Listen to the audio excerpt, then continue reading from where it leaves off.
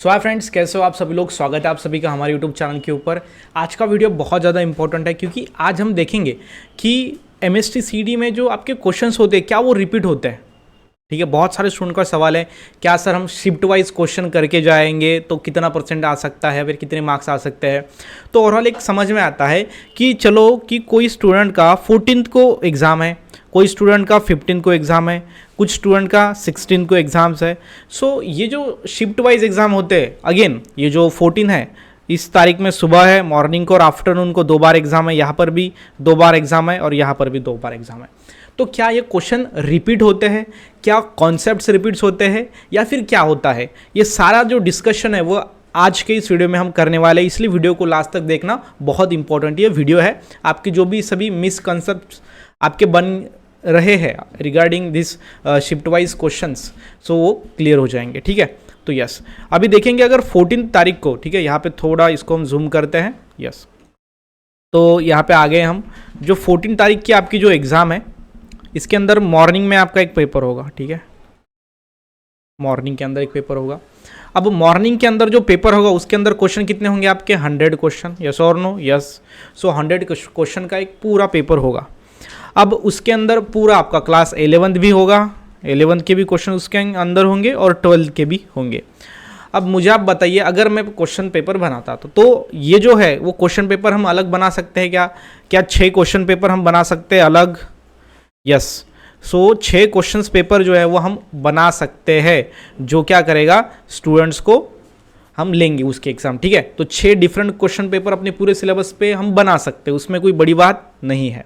Physics chemistry की अगर बात करें तो वो पीसीएम में भी कॉमन है, पीसीबी में भी उसके फिजिक्स केमिस्ट्री के क्वेश्चंस पेपर ज़्यादा बनाने पड़ेंगे other than biology and mathematics. तो 6 डिफरेंट पेपर बनाना कोई बड़ी बात नहीं है, वो बन जाएगा इजीली। ठीक है, क्योंकि सिलेबस बड़ा है। अब जो स्टूडेंट का 14 तारीख को मॉर्निंग में पेपर है, ठीक है मॉर्निंग का उनका पेपर हो चुका है, तो अगर वही सेम सवाल आगे पीछे अगर रिपीट हो जाएंगे तो जिनका पेपर पहले आया वो बोलेंगे सर हमारे साथ तो यहाँ पे गलत हुआ क्योंकि हमारा पेपर पहले आया तो फिर हमको समझ में नहीं आया था सर शिफ्ट वाइज क्वेश्चंस कैसे पूछे, और जो हमारे फ्रेंड था सर उसका 16 को पेपर था तो पिछले सभी शिफ्ट वाइज के पेपर उसने किए और उसको आउट ऑफ मार्क्स मिल गया। ऐसा होगा क्या? नहीं, बिल्कुल नहीं होगा। इसीलिए ध्यान रखिए जो पेपर आपका मॉर्निंग को होगा उसके बाद जो आफ्टरनून का आपका जो पेपर होगा दूसरा, ठीक है, सो जो आफ्टरनून का पेपर होगा वो टोटली डिफरेंट होगा। Yes, totally different. 1-2 सवाल हो सकता है सेम, लेकिन ज़्यादातर वो जो टोटली डिफरेंट होगा। समझ में आ रहा है? Yes sir. तो ये जो 100 क्वेश्चंस होंगे वो टोटली डिफरेंट होंगे, मॉर्निंग में अलग और आफ्टरनून में अलग। अब मॉर्निंग में समझो अगर 100 स्टूडेंट है तो ये जो 100 स्टूडेंट रहेंगे इनका पेपर सेम रहेगा, लेकिन क्वेश्चन का सीक्वेंस आगे पीछे होता है ताकि वो चीटिंग ना कर सके। समझ में आ रहा है? यस। तो सेम शिफ्ट अगर है उसके साथ सेम डेट आपकी है तो आपका जो है वो क्वेश्चन पेपर सेम रहेंगे, लेकिन क्वेश्चन का सीक्वेंस मतलब आगे पीछे रहेगा। लेकिन अगर 14 तारीख को सुबह एक स्टूडेंट का पेपर है और शाम को एक स्टूडेंट का पेपर है तो उनके दोनों paper question paper totally different अलग होंगे। तो ये जो 15 को जिसका पेपर है मॉर्निंग को उसको क्या फ़ायदा होगा सर फिर ये पूरा शिफ्ट वाइज क्वेश्चन देख के? तो जो स्टूडेंट 15 को पेपर है 14 को जिसका हुआ है उसको पूछा जा सकता है कि टॉपिक कौन से आए थे। ठीक है, टॉपिक्स कौन से आए थे, लेवल क्या था क्वेश्चन का, लेवल क्या था क्वेश्चन का। समझ में आ रहा है? हाँ, ये पूछ सकता है क्योंकि टॉपिक्स तो सेम ही रहेंगे ना। हाँ, टॉपिक्स तो सेम ही रहेंगे। और चैप्टर्स में क्या होता है कि कुछ इंपॉर्टेंट टॉपिक होते हैं, कहाँ से भी क्वेश्चन नहीं डाल सकते हम।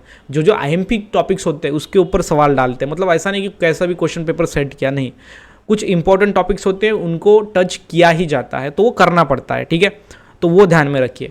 तो आपको क्या फ़ायदा हो सकता है कि कौन से टॉपिक्स आए थे वो आप देखो, कौन से लेवल के क्वेश्चन आए थे वो आप देखो, उसके अंदर हार्डनेस कितना था, हार्ड कितना क्वेश्चन था पेपर, वो आप जो है देख सकते हो। मतलब जिनका पेपर 15 और 16 को या फिर 17 को है तो वो स्टूडेंट को फ़ायदा हो सकता है उनसे पूछ कर कि सवाल कहाँ से आ रहे हैं, कैसे आ रहे हैं, उसका लेवल कैसा है, हार्डनेस का लेवल कैसा है, कहाँ पे गलतियाँ हो रही है, किस मिस्टेक्स को अवॉइड करना चाहिए, ये पूरा फ़ायदा हो जाएगा।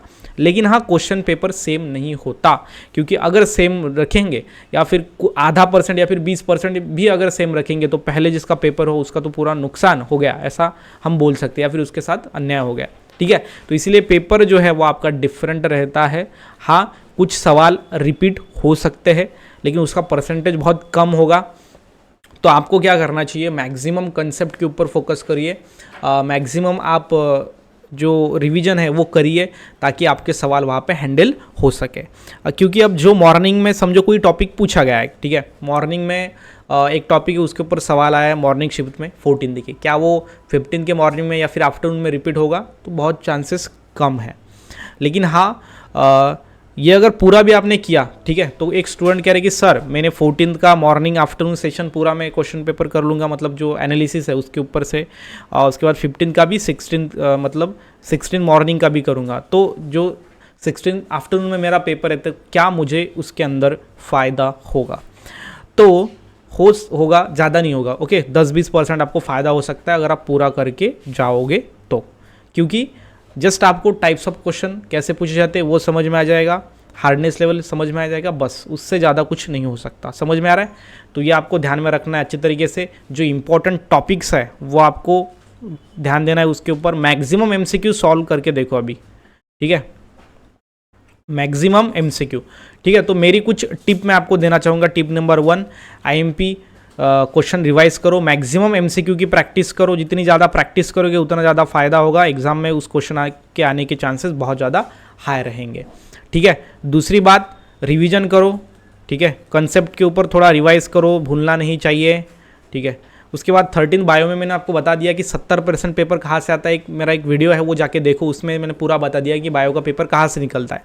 तो वो फोकस करो, वो टारगेट जो एरिया है उसके ऊपर टारगेट करो, और उसके साथ साथ रिलैक्स रहो। ठीक है, ज़्यादा टेंशन लेने का काम नहीं है, पेपर ईजी होता है, वैसा भी ज़्यादा हार्ड पेपर नहीं होता। समझ में आ रहा है?